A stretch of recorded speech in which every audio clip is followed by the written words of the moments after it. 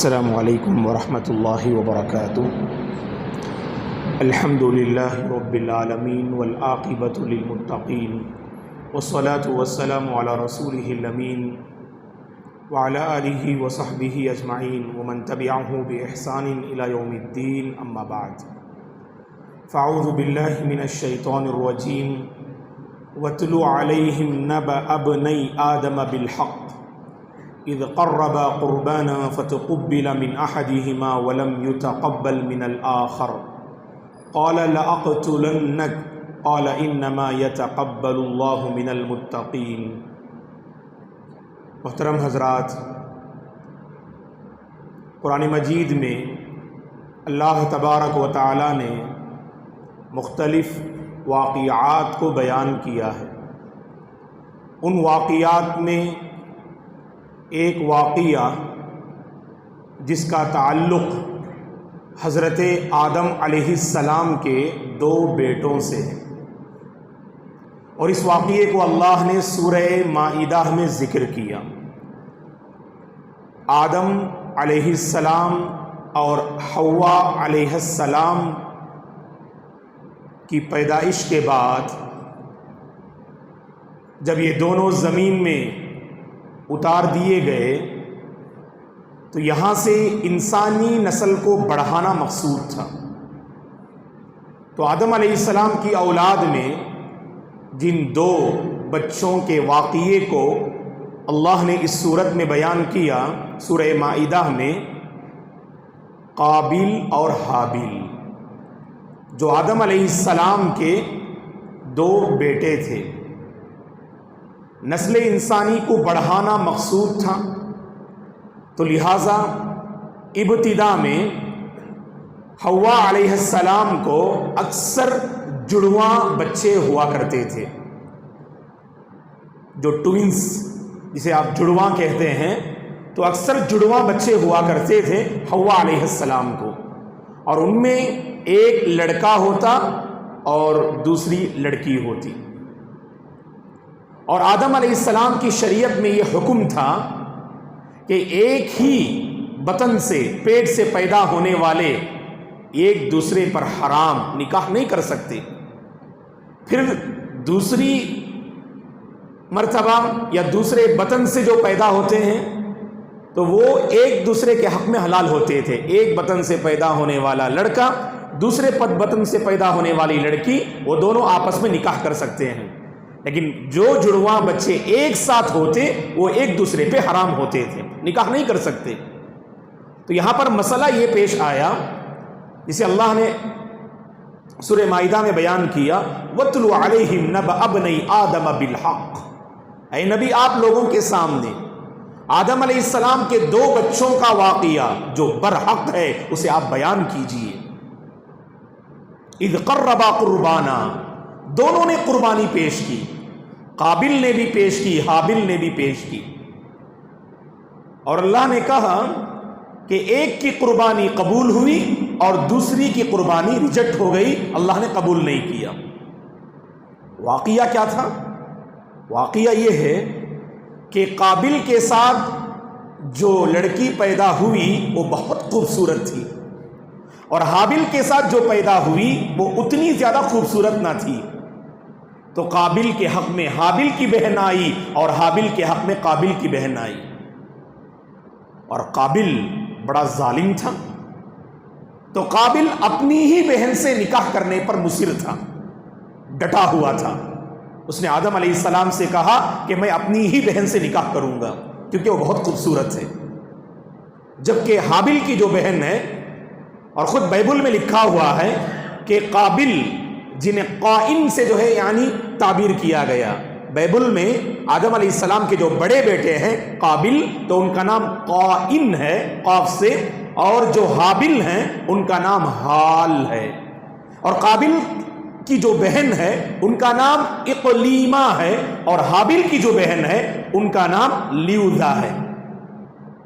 تو قابل کو لیوزا سے شادی کرنی چاہیے تھی اور حابل کو اقلیمہ سے شادی کرنی چاہیے تھی، لیکن قابل نے کہا کہ میں اپنی ہی بہن سے شادی کروں گا، اور آدم علیہ السلام کی نصیحت اور آپ کی بات ماننے کے لیے تیار نہیں۔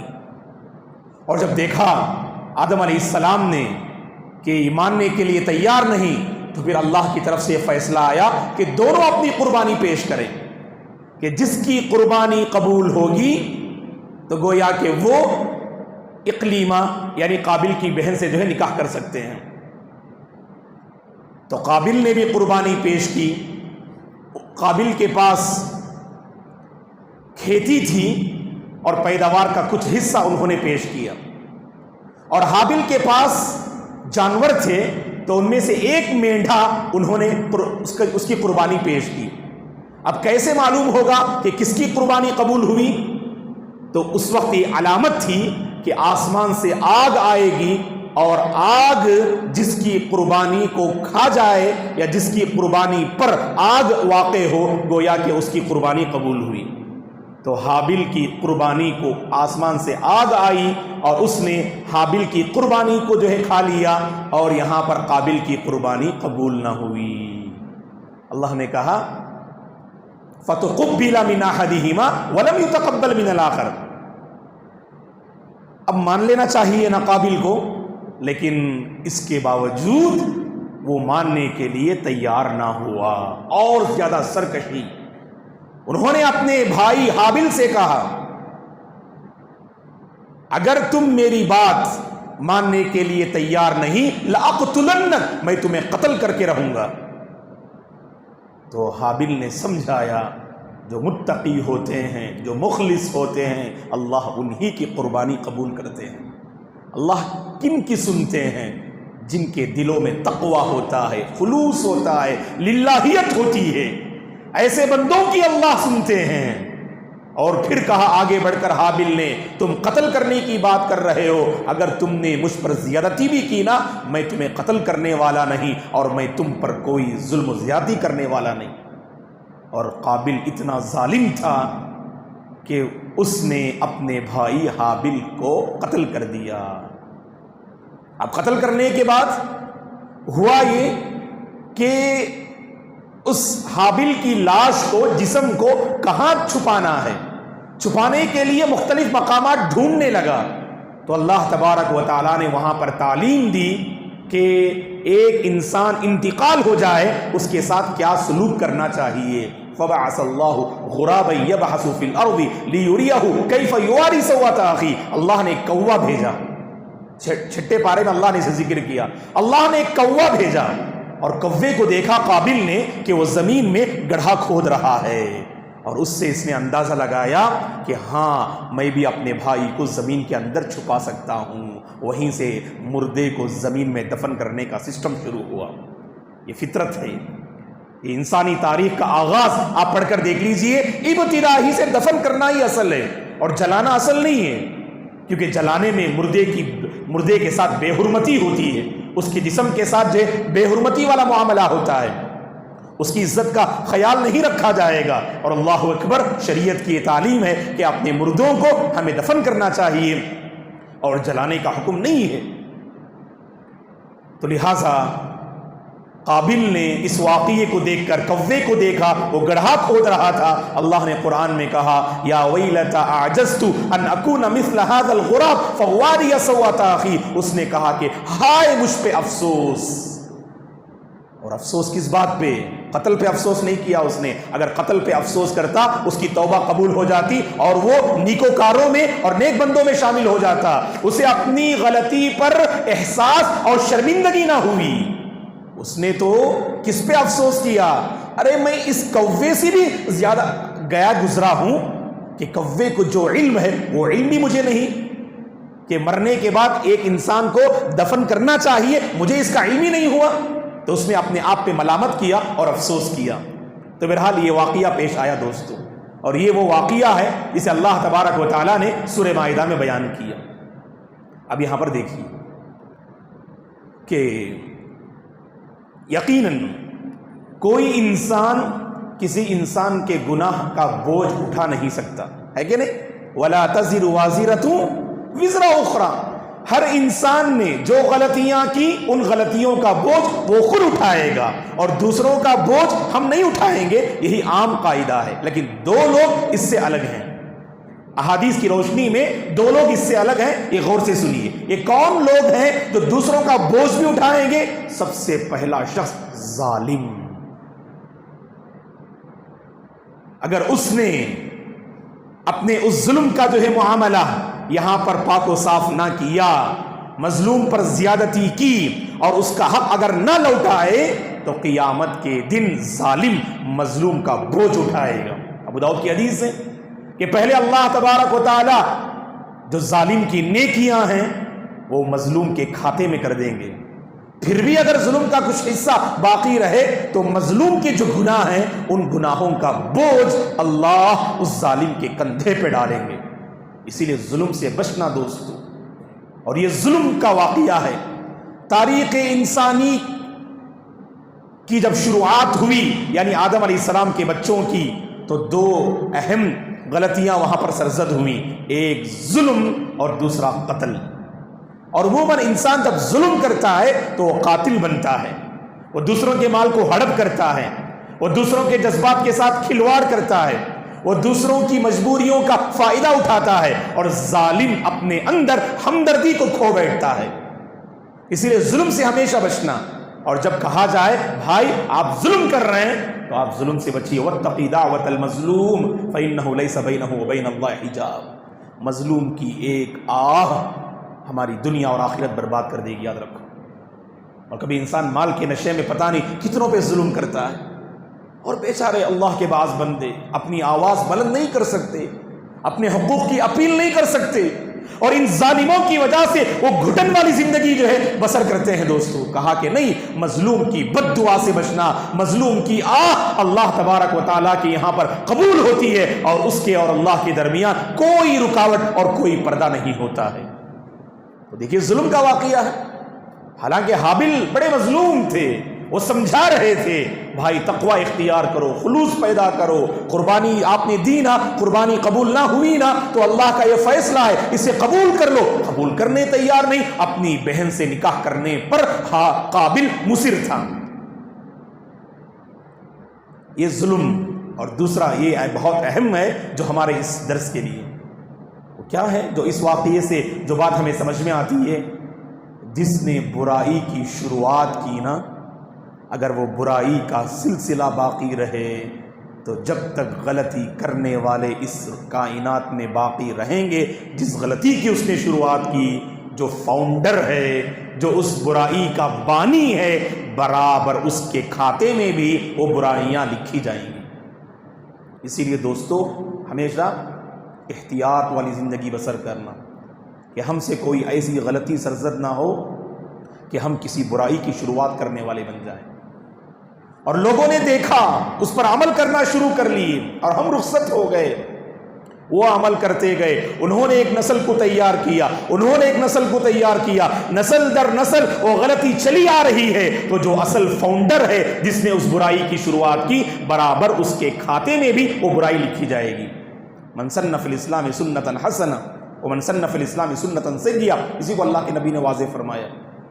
اگر آپ نیکی کی بھی شروعات کرتے ہیں، آپ نے کسی کو نمازی بنا دیا اور انہوں نے ایک نسل کو نمازی بنایا اور اس نے ایک اور نسل کو نمازی بنایا، تو جب تک یہ نمازیوں کا سلسلہ باقی رہے گا، جس نے فلاں کو سب سے پہلے نمازی بنایا تو اس کو اس کے کھاتے میں برابر نیکیوں کا وہ سلسلہ جاری رہے گا انشاءاللہ۔ اور وہیں پر اس کے برعکس شر کی شروعات کرنے والے، اب دیکھ لیجئے گا اللہ کے نبی نے کیا فرمایا صلی اللہ علیہ وسلم نے، قیامت تک قتل کے جتنے حادثات اور واردات واقع ہوں گے تو برابر قابل کے کھاتے میں اس قتل کی سزا اور قتل کا گناہ لکھا جائے گا۔ حالانکہ قابل سبحان اللہ ان کی تاریخ کیا، اب نسل انسانی کی تاریخ کتنی ہے، 8-9 ہزار سال کے آس پاس کی تاریخ گزر گئی، اور پتہ نہیں اس تاریخ میں کتنے قتل، کتنے اربوں کھربوں قتل کے واردات اور حادثات ہوئے ہوں، لیکن باقاعدہ قابل کے کھاتے میں ہر قتل کا گناہ لکھا جائے گا۔ تو اسی لیے دوستو ہم سے ہمیشہ خیر کی شروعات ہونی چاہیے، خیر کو عام کرنے والے بنے۔ اللہ کے بعض بندے ایسے ہوتے ہیں، کچھ ایسی غلطی کر جاتے ہیں نا، اللہ رحم فرمائے۔ سمجھانے کے لیے بتاتا ہوں کہ آپ کے دوست ایک غلط عادت سے باز ہیں، آپ کے اندر ایک غلط عادت ہے، اللہ کی خاطر آپ اسے اس غلط جو ہے چیز کا عادی مت بنائیے. آپ نشہ والی چیز استعمال کر رہے ہیں، اللہ آپ کی حفاظت کرے، اللہ آپ کو ہدایت دے. اور آپ نے اپنے دوست کو بھی اس کا عادی بنا دیا، اور آپ کے دوست نے ایک بڑی تعداد کو تیار کیا اور وہ بھی نشہ کے عادی ہو گئے. اور جتنے لوگ بڑھتے جائیں گے، جس نے سکھایا نا اس کے کھاتے میں برابر وہ گناہ لکھا جائے گا، یاد رکھو آپ. اسی لیے اپنے دوستوں کو ہمیشہ نیکیوں کا عادی بنائیے آپ. اور ہمارے دوستوں کے سرکل میں اکثر یہی مصیبت ہوتی کہ دوستوں کے سرکل میں خیرات اور نیکیاں پھیلتی نہیں زیادہ. مثلا اگر 4 دوست ہیں، اگر ایک نمازی ہے اور بقیہ 3 بے نمازی ہیں، تو نمازی بقیہ 3 بے نمازیوں کو نمازی بنانے میں کامیاب نہیں ہوتا، بلکہ ان میں سے اگر 2-3 بھی اگر نشہ کے عادی ہیں تو وہ اس بندے کو بگاڑنے میں کامیاب ہوتے ہیں جس کا نشے سے کوئی تعلق نہیں. اب آپ جانتے ہیں آپ کا دوست الحمدللہ رمضان میں نیکیوں کے اس موسم کی قدر کر رہا ہے، نمازوں کی پابندی کر رہا ہے، تراویح کا اہتمام کر رہا ہے، مساجد میں اس کی حاضری ہے. آپ نے اسے IPL کا چسکا دے دیا. کچھ زیادہ معلومات نہ تھی، آپ نے اس قدر اس کو جو ہے IPL سے قریب کرنے کی کوشش کی اور کرکٹ کے بارے میں ایسی باتیں بتاتے گئے تو اس کے اندر بھی شوق پیدا ہوا، چلو ہم بھی دیکھتے ہیں. تو کل تک ہمارے ساتھ تراویح میں شریک، آج تراویح سے غائب نظر آ رہے ہیں. کل تک مسجد سے بہت قریب تھے، ان کا دل مسجد سے اٹکا ہوا تھا، آج ان کا دل کرکٹ سے اٹکا ہوا ہے. اور جب شام ہوتی ہے تو فکر ہوتی ہے کہ آج جو ہے کون سی ٹیم جو ہے کامیاب ہوگی اور کون سب سے زیادہ جو ہے اسکور جو ہے بنانے میں کامیاب ہوگا. اللہ رحم فرمائے. دوستو یہ نسل کہاں جا رہی ہے؟ کھیلیے گا آپ. اللہ تبارک و تعالی خصوصاً اس کارگوڑی کے نوجوانوں کی اللہ حفاظت فرمائے. بڑی خوشی ہوتی ہے کہ ماشاءاللہ آپ کی ایک ٹیم ہے اور آپ کے پاس ماشاءاللہ جو ہے ایک یونین ہے ماشاءاللہ آپ کی. آپ لوگ الحمدللہ اپنی صحت کا خیال رکھتے ہوئے کھیل پر توجہ دیتے ہیں، تو یقیناً آپ سبحان اللہ کھیل پر توجہ دیں تاکہ آپ کی صحت بنے. اور جب تک آپ کی صحت رہے گی میں انشاءاللہ دین پر قائم رہوں گا، اللہ کی بندگی کما حقہ بجا لاؤں گا اور اللہ کے دین کی میں خدمت کر پاؤں گا. اس نیت سے آپ کھیلتے ہیں، آپ کا کھیلنا بھی مبارک ہے. تو یہ جسمانی ورزش ہے جو مطلوب ہے، ہم اس پر بحث نہیں کرتے ہیں، وہ تو الحمدللہ جو ہے آپ کی زندگی کا ایک حصہ ہے. لیکن ہم اس پر بحث کرتے ہیں جو اس طرح کے جو ہے یعنی معاملات کو لے کر IPL وغیرہ کو لے کر نعوذ باللہ اپنے اوقات کو برباد کرنے والے لوگ. اور پتہ نہیں کتنے ایسے نوجوانوں کو اس برے جال میں پھنسا رہے ہیں آج ہمارے نوجوان. اللہ سے ڈرو دوستو، یہ کچھ کام نہیں آ گیا، یاد رکھو آپ. اور رمضان جیسے موسم میں بڑی آفت اور مصیبت ہے. اور کیسی گھڑیاں سبحان اللہ. تراویح کے موقع پر پہلے پابند تھے آپ، اور جب سے یہ معاملہ شروع ہوا آپ کے دل میں، بلکہ اللہ کے بعض بندے بظاہر نماز میں بھی آ جائیں تو پورا دل وہاں پر اٹکا ہوا رہتا ہے. فوری نماز کے بعد جائیں اور معلوم کریں کہ کس نے کامیابی حاصل کی اور کون ناکام ہوا. نہیں دوستو، بدلاؤ لائیے اپنے اندر. کھیلنا آپ کا مبارک ہے، ٹھیک ہے کھیلیے گا صحت بنانے کے لیے، اور بنانی چاہیے صحت، لیکن ان معاملات میں پڑھ کر آپ جو ہے نعوذ باللہ اپنی زندگی اور اپنا فیوچر برباد مت کریں دوستو. اور یہی برائی کی شروعات ہے، برائی کی شروعات. آپ تو ماشاءاللہ جو ہے اپنے طور پر بظاہر دیکھ رہے ہیں اور پھر بھی اپنے کام کو انجام دے رہے ہیں آپ، لیکن جس دوست کو آپ نے اس کا چسکا لگایا نا نعوذ باللہ، وہ گھر والوں پر جو ہے مصیبت بن گیا ہے اور سارے گھر والے پریشان، گھر کا ایک کام کاج کرنے کے لیے تیار نہیں ہے کہ نہیں. جو لوگ اس کے عادی ہوتے ہیں نا، آپ ان بچوں کے ماں باپ سے پوچھیے، گھر کا ایک کام جو ہے ان سے نہیں ہوتا ہے. کیوں؟ کیونکہ ان کا پورا ذہن اور ان کی پوری توجہ اس ایک خاص چیز پہ ہوتی ہے دوستو. اسی لیے ایسی چیزوں سے بچنے کی کوشش کیجیے. زندگی بڑی مختصر ہے، اور خصوصاً جو عبادت کا موسم اللہ نے دیا نا، واللہ تھوڑا سوچیے آپ کہ ابھی ایسا لگتا ہے کہ ہمارا اپنا پہلا درس تھا، دیکھتے ہی دیکھتے تقریباً 11 دن مکمل رخصت ہو گئے. ابھی ہم 12ویں جو ہے روزے میں ہم جب موجود ہیں. اور آپ کو معلوم ہونا چاہیے کہ اگلے ہفتے اتوار کی رات گویا کہ طاق ہے. سبحان اللہ، یہ پہلی طاق رات ہے. کس قدر تیزی سے جو ہے سبحان اللہ یہ رمضان گزر رہا ہے. غنیمت جانیے دوستو، اور ہر خیر سے قریب ہو جائیے. جیسے میں نے کہا نا جمعہ میں، یہ رمضان کچھ کر گزرنے کا موسم ہے. پہلے کچھ عادت تھی ہماری، اس رمضان میں عادت کو بدلیے گا. اپنی بری عادتوں سے توبہ کیجیے گا اور اچھی عادتیں اختیار کیجیے گا.